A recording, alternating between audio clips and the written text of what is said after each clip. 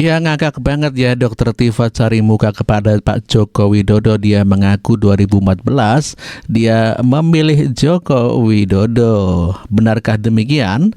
Namun pada kenyataannya belum tentu, dikarenakan Tifa begitu sangat benci kepada Pak Joko Widodo.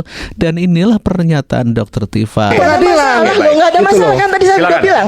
Oke ya. Jadi Mas kalau ya, Mas. kalau soal Saya mau jawab penegakan dia ya. hukum, soal Saya penegakan- 2014 Kasih ngomong gimana? Saya 2014 itu memilih Presiden Joko Widodo dengan penuh kebanggaan.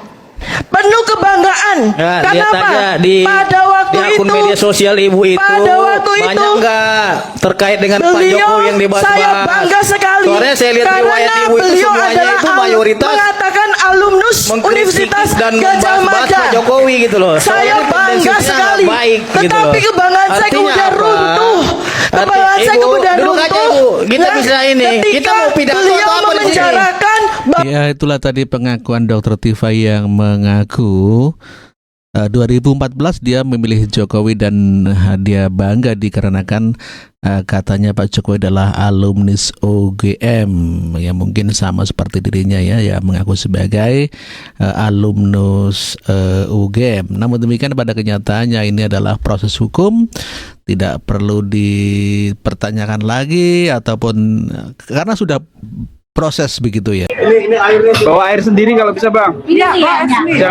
Jangan minum air sana. Kita nggak tahu kan apakah air halal atau enggak tuh. Ke sana ya. Mengawal Bang Rismon. Dibawa ya HP-nya ya. Siap. Kita akan kawal sampai keluar. Iya. Iya, Bu. Saya bawa kopi. Siapa tahu. Iya betul. Ini airnya Bawa air sendiri kalau bisa, Bang. Jangan minum air sana. Kita nggak tahu kan apakah air halal atau enggak tuh.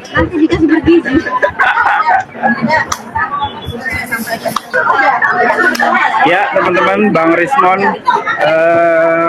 segera menuju. Enggak, begini. Ada enggak? Makanya kamu baca biar tahu. baca, nggak ada. Mana? Coba. Nggak ada, saya baca. Di sini konteksnya tahu nggak yang lapor apa? Ada nggak Pasalnya barang apa? bukti ijazah asli? Pasalnya tahu nggak apa? Ijazah SD, SMP, Enggak, pelapornya tahu nggak siapa namanya? Nah itu. Jadi bingung sendiri gitu loh. Bukan. Ada nggak? Kan pertanyaan saya pelapornya di sini siapa? Lah, Ini dua-dua Anda beda. menyimpulkan tapi Pelapornya nggak tahu siapa, sendiri perkaranya. hanya ijazahnya siapa, Itu loh. dihadirkan Artinya nggak. tidak. Ini Nggak akan sudah ketemu. Oke. hukum Baik. tetap gitu loh. Saya mengakhiri. Closing Nggak statement akan saya bukan itu. Iya, iya, Ya. oke. Jadi begini, ya saudara sebangsa dan setanah air yang cinta pada Indonesia, bukan berarti karena kita challenge Mabes Polri terus kita tidak sayang pada negara ini. Bukan, kita mempercerdaskan publik dengan sains kok. Jangan diancam-ancam lah bahwa peneliti nggak punya hak untuk meneliti ini. Siapa Anda? Memangnya peneliti perlu otoritas kepolisian untuk mana yang perlu kita teliti? Jangan ancam-ancam. Ya, pengacara itu jangan suka mengancam. Pengacara lahir karena negara kita demokrasi. Suburkanlah demokrasi ini tanpa ancaman-ancaman. Gitu loh. Berikutnya, kenapa kita mempertanyakan kredibilitas Mabes Polri bahwa itu bukan hasil akhir absolut terhadap sains? Karena kejadian sebelumnya, tadi saya bilang, laboratorium toksikologi kasus Jessica Wongso salah hitung mundur waktu. Dia bilang 16.39 sekian detik, harusnya 16.20. Dan Jessica di situ sedang ada di kasir yang dituduhkan 16.29.50. Dia taruh itu cyanida. Itu hasil toksikologi Mabes Polri, Dr. Nur Samran Subandi. Bisa di-download itu di direktori Mahkamah Agung. 1629 itu dikatakan naruh Jessica dituduh 16.29.50 memasukkan cyanida. Padahal prediksinya dia Nur Samran Subandi karena salah hitung 16.39 sekian, maka ada deviasi katanya. Padahal 16.39 itu hasil prediksi dia adalah hasil perhitungan mundur waktu yang salah. Seharusnya 16.20. Jessica sedang ada di mana sih itu? Di kasir. Dan itu produk dari lab toksikologi Bareskrim Polri. Jadi mereka pernah salah. Hitung mundur yang seharusnya dihitung anak SD aja bisa, mereka bisa salah. Itulah dasar saya bahwa saya harus men-challenge hasil dari Bareskrim Polri, dan kita harus terbuka. Banyak ahli yang kita hadirkan. Kalau bisa laboratorium Puspom TNI, laboratorium yang lain. Kalau kalian merasa benar, SOP benar, hasil benar, maka sains itu tanpa batas. Tapi kan sudah PK 2 kali dan gagal PK-nya. PK, saya ungkapkan itu di PK Jessica Wongso Dan kalah PK-nya, Oktober tidak diterima. Nggak tahu saya hasilnya, saya belum beritahu oleh Jessica. Tetapi ya Pak, terlepas hakim tahu atau tidak tentang bagaimana kesalahan hitung mundur itu, penggunaan software gratis oleh laboratorium komputer forensik Bareskrim Polri yang memanipulasi video itu. Sekarang pertanyaannya, sudah kita ungkapkan seperti itu di PK, apakah hakim percaya? Hakim mengerti? Itulah kebenaran, makanya harus kita challenge. Kalau nggak kita challenge, maka kita menjadi bangsa penjilat. Sains harus di-challenge. Makasih. Bukan dilaporkan, bukan dihukum. Iya. Oke. Pak Suso, menarik. Sains ilmiah bukan dihukum, bukan dilaporkan, Ini kita belajar tapi ditantang. mungkin 8 atau 12 semester ya. Luar biasa. Tetapi alangkah bagus kalau kita belajar hukum, kita mematuhi hukum ya. Artinya mematuhi hukum, kita pedoman kita hukum. Standar kita harus hukum. Terlepas daripada hukum itu buatan manusia, ada kelemahan, tapi itulah yang kita sepakati. Sepanjang kita memakai maunya kita, ibarat pertandingan, kan ada aturannya, ada wasitnya.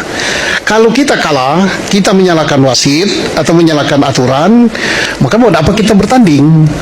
Nah, maka itulah perlu permainan yang jujur, permainan yang sportif. Dalam hal ini kita berasumsi bahwa laboratoriumnya benar, peralatannya benar, kemudian para saksi yang diperiksa, UGM, dosen, teman sekolah dan sebagainya memberikan keterangan yang benar, dan termasuk saksi pelapor juga memberikan keterangan. Pakar psikologi forensik Reza Indragiri merasa heran dengan tuntutan Roy Suryo CS yang mendesak Jokowi menunjukkan ijazahnya padahal mereka sendiri melakukan hal yang sama. Ya, belakangan ijazah Roy Suryo CS dipertanyakan keberadaannya oleh publik. Termasuk Rismon Sianipar yang mengaku merupakan lulusan universitas di Jepang. Terkait hal tersebut publik mempertanyakan kebenarannya. Ada sejumlah netizen yang mengecek langsung ke web universitas tersebut namun tidak menemukan nama Rismon. Padahal saat ini Rismon bersama Roy Suryo sama-sama ngotot menuduh ijazah Jokowi palsu. Ia merasa sangat berhak karena merupakan seorang peneliti. Rismon mengatakan ia justru menolak menjawab pertanyaan tersebut pada penyelidik di Polda Metro Jaya. Namun begitu Rismon menekankan sebagai peneliti ia memiliki hak untuk menjadikan apapun sebagai objek penelitiannya. Jokowi yang merupakan mantan presiden dianggap sebagai pejabat publik, sehingga Rismon Sianipar merasa berhak untuk menelitinya. Rismon mengatakan bahwa ia menuduh ijazah Jokowi palsu bukan karena usil.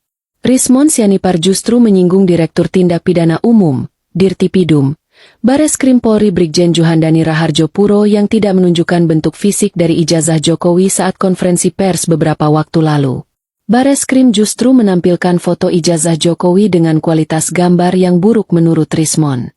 Reza Indragiri menilai Rismon justru melakukan hal yang sama dengan Jokowi.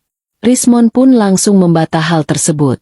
Ia mengaku sudah pernah menunjukkan ijazah dari Jepang saat live di YouTube Bali G Academy. Dia pun merasa heran mengapa Jokowi tidak juga menunjukkan ijazahnya. Reza Indragiri mengatakan tindakan tersebut pun sudah dilakukan Jokowi. Menurut Reza, Jokowi sudah menunjukkan ijazahnya ke publik. Rismon mengatakan ia meminta Jokowi menunjukkan ijazah tersebut pada masyarakat.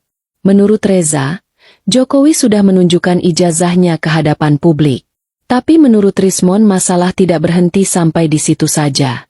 Katanya data Jokowi yang ada di KPU justru hilang. Download Tribun X sekarang. Menghadirkan lokal menjadi Indonesia. Saya siap ditersangkakan, dikriminalkan seumur hidup juga saya siap. Ini ilmiah, Bang. Jangan macam-macam ini. ISO kawan ini. Terus sowat. Sowat, Bang. Kita lihat track record-nya. Apa track Kasus record-nya? Vina Cirebon. Apa yang terjadi pada Ekstraksi SMS 22.14.10. Tidak mereka pakai itu dalam mereka adegan. Bayangkan kalau masih ada ekstraksi SMS 22.14.10 dalam periode waktu yang dituduhkan itu. Kalau itu dipakai dalam mereka adegan oleh polisi, apa yang terjadi? Bubar skenario itu, Bang. Itu produk polisi. Ya, cuma satu. Kasus Dua, Jessica. Jessica. Ya, menggunakan e-red shop, software gratisan yang Windows operating system.